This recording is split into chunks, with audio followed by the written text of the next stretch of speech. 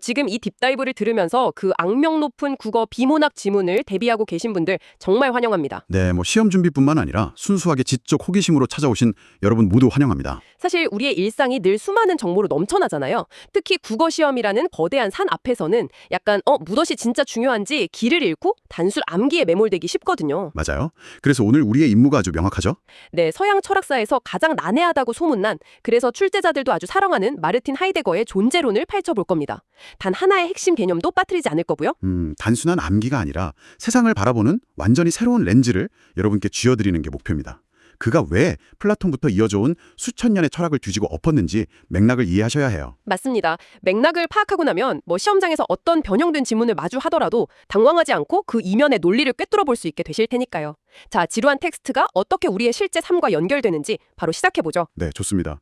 하이데거의 철학은 아주 심오해 보이지만 사실 뼈대가 되는 질문 딱 하나에서 출발합니다. 자료를 보니까 그게 존재한다는 것은 무엇을 의미하는가? 이 질문이더라고요. 정확합니다. 사실 우리가 매일 밥을 먹고 일상을 살아가면서 내가 존재한다는 게 대체 무슨 뜻일까? 이런 근본적인 질문은 잘 안 하잖아요. 안 하죠. 당장 내일 점심 뭐 먹을지가 더 중요하니까요. 그렇죠. 그런데 놀랍게도 과거의 그 위대한 전통 철학자들 역시 마찬가지였다고 하이데거는 지적합니다. 아, 그 똑똑한 학자들도요? 네, 그들은 무엇이 존재하는가, 즉 눈에 보이는 구체적인 대상들이나 원리만 찾느라 바빴지 존재한다는 것 자체가 어떻게 가능한가를 묻지 않았다는 겁니다. 아, 그래서 등장하는 첫 번째 핵심 개념이 바로 존재 망각이군요. 맞습니다. 수천 년 동안 서양 철학이 가장 중요한 질문을 까맣게 잊고 있었다는 아주 도발적인 선언이죠. 여기서 정말 흥미로운 지점이 하이데거가 자기 철학을 세우기 위해서 기존의 거대한 두 철학적 기둥을 해체하잖아요. 유물론이랑 주관적 관념론이요. 네, 이 두 입장이 어떻게 다르고 또 하이데거 눈에는 어떤 공통된 오류를 범하고 있는지 파악하는 게 전체 철학을 이해하는 첫 단추입니다. 여러분이 시험에서 이 두 개념을 비교하는 문제를 만난다면 이렇게 떠올려 보세요.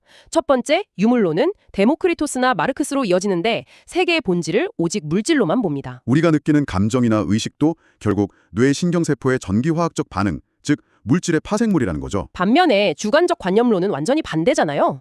버클리나 칸트 같은 철학자들인데 이들은 세계의 본질을 정신이나 의식으로 봅니다. 네, 지금 여러분 책상 위에 있는 컵도 내 감각이 수집한 정보를 의식이 구성해낸 결과물일 뿐이라는 거죠. 외부에 독립적으로 존재하는 게 아니고요. 요즘 말하는 시뮬레이션 우주론이랑 좀 비슷하네요. 그렇죠. 그런데 하이데거 관점에서는 정반대 같아 보이는 이 두 입장이 본질적으로 똑같은 오류를 범하고 있습니다. 인식하는 인간과 인식되는 세계를 완전히 분리해서 본다는 점이요. 맞습니다. 서양 철학은 인식론에서도 선천적인 이성을 중시하는 쪽과 후천적인 경험을 중시하는 쪽으로 나뉘어 싸웠거든요. 플라톤 대 로크나 휴메의 싸움이군요. 그런데 하이데거는 둘 다 틀렸다고 일침을 가하죠. 네. 머릿속으로만 계산하는 추상적 이성이나 파편화된 감각 데이터가 아니라 현실의 상 속에서 매일 부대끼는 실천적 경험을 철학의 진짜 출발점으로 삼아야 한다고 강조합니다. 자, 그럼 이제 하이데거 철학의 가장 거대한 산맥으로 넘어가 보겠습니다. 존재자와 존재의 차이입니다. 겨우 한 글자 차이인데 이게 판도를 바꿨다고요. 이 추상적인 개념을 직관적으로 이해하려면 연극 무대의 비유를 머릿속에 꼭 새겨두셔야 합니다. 무대 위에서 스포트라이트를 받으며 연기하는 배우들 말이죠. 네, 그 배우들이 우리가 일상적으로 경험하는 개별 사물들, 즉 존재자입니다. 책이나 나무, 사람 같은 것들이죠. 전통 형이상학은 오직 이 배우들에게만 집착했습니다. 저 배우의 본질이 뭔가, 누가 제일 연기를 잘하나 이런 것만 따진 거네요. 반면에 하이데거가 집요하게 파고든 존재는 그 배우들이 무대 위에서 활동할 수 있게 해주는 무대와 조명 그 자체입니다. 아, 무대와 조명이 없으면 아무리 명배우라도 관객에게 보일 수가 없으니까요. 맞습니다.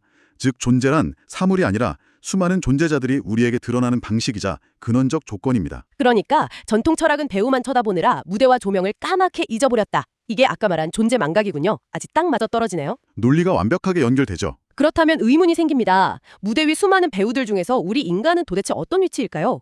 길가에 있는 돌멩이가 우주의 의미를 고뇌하진 않잖아요. 오직 인간만이 스스로의 존재에 대해 질문을 던지죠. 하이데거는 이런 특별한 인간을 현 존재라고 부릅니다. 거기에 있음이라는 뜻이죠. 아, 다자인이라고 하죠. 이 현 존재의 네 가지 고유 특성은 시험에 정말 완벽하게 숙지해야 할 포인트입니다. 첫째, 존재 물음을 제기할 수 있습니다.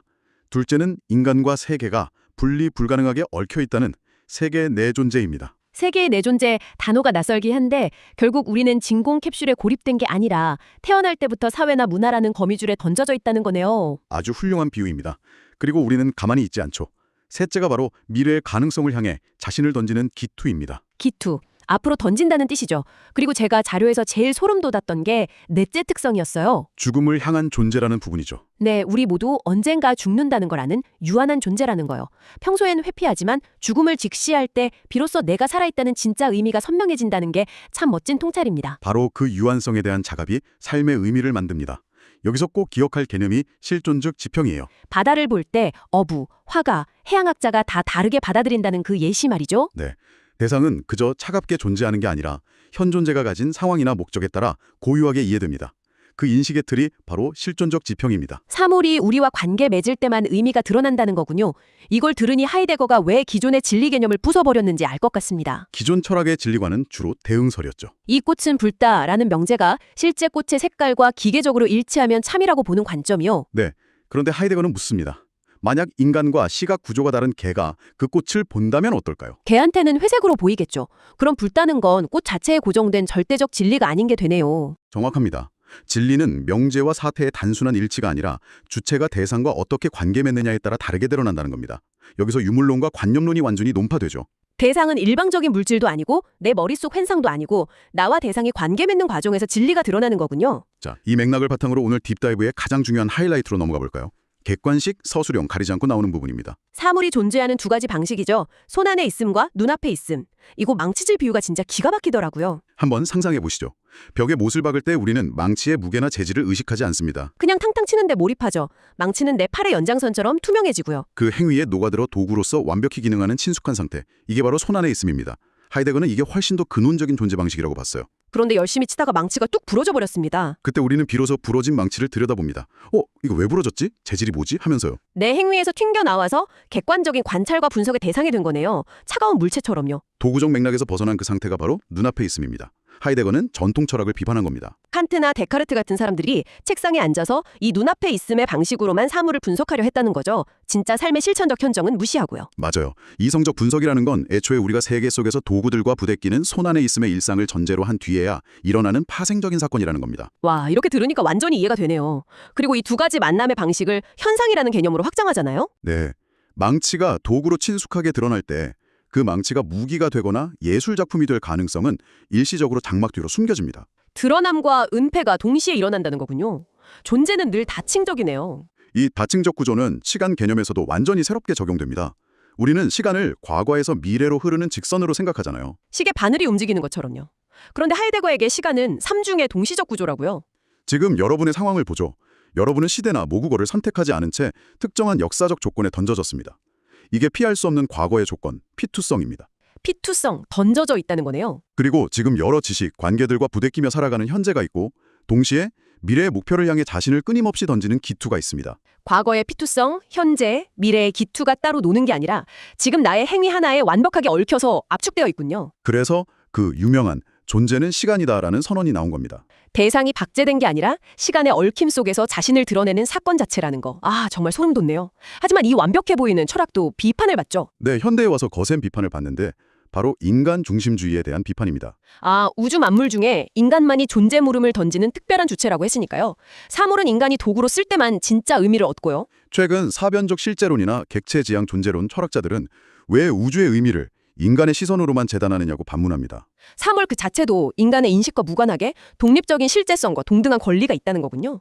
네, 하이데거 철학이 혁명적이었지만 결국 인간을 중심에 두는 낡은 휴머니즘의 변용일 뿐이라고 비판하는 거죠. 그렇지만 이런 비판에도 불구하고 하이데거가 남긴 유산은 어마어마하잖아요. 순수 철학을 넘어서 전방위적으로요. 맞습니다. 인지과학에 체화된 인지이론에도 큰 영향을 주었고요. 드레이퍼스 같은 학자는 하이데거 이론을 바탕으로 인공지능의 한계를 비판하기도 했죠. 심리치료나 건축, 심지어 의학에서도 환자를 고장난 기계가 아니라 삶의 맥락 속에서 이해해야 한다는 토대를 제공했고요. 시험지 마지막 페이지의 학제 간 연결 문제에 아주 유용한 치트키가 될 겁니다. 자, 이제 오늘 여정을 한번 갈무리 해볼까요? 철학이 잇고 있던 존재 망각부터 현존재, 세계의 존재, 피투성과 지투. 그리고 잊지 못할 부러진 망치, 손 안에 있음과 눈앞에 있음까지 다뤘습니다. 방대한 내용이었지만 이제 여러분은 어떤 국어 지문이 나와도 하이데거의 진짜 의도를 간파하실 수 있을 겁니다. 오늘의 이 깊이 있는 분석이 여러분의 시험에 아주 든든한 무기가 되길 진심으로 바랍니다. 마지막으로 이 딥다이브를 마치면서 여러분이 혼자 더 생각해 볼 만한 도발적인 질문을 하나 던지겠습니다. 좋은 생각입니다. 하이데거는 오직 유한한 죽음을 인식하는 현존재만이 세계를 진정으로 이해할 수 있다고 했잖아요. 그렇다면 죽음이라는 유한성도 없고 과거에 던져진 피투성도 없는 영원불멸의 초지능 AI가 등장한다면 어떨까요? 인간처럼 유한성을 가져본 적이 없으니 영원히 세계의 진짜 의미를 이해할 수 없는 걸까요? 아니면 인간의 실존적 지평과는 완전히 다른 소름 돋도록 낯선 외계적 방식의 존재 이해를 창조해낼까요? 시험이 다 끝나고 홀가분해지면 여러분만의 해답을 꼭 한번 고민해보시길 바랍니다. 지금까지 청취해주셔서 감사합니다.